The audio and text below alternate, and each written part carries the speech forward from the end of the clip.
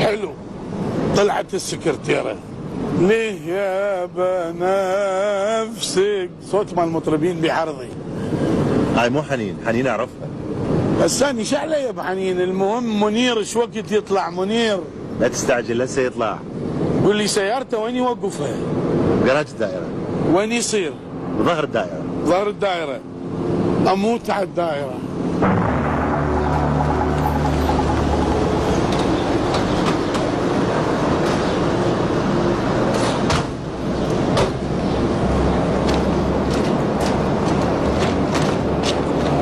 هاي العمارة اللي بيها مكتب ابو ناظر.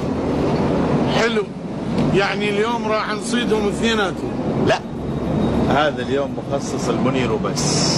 على حسبتك يعني راح نبقى ننتظر لمن يطلع؟ لازم يطلع من المكتب نتأكد، يلا نتصرف. زين وهسه شلون؟ اسمع رزاق،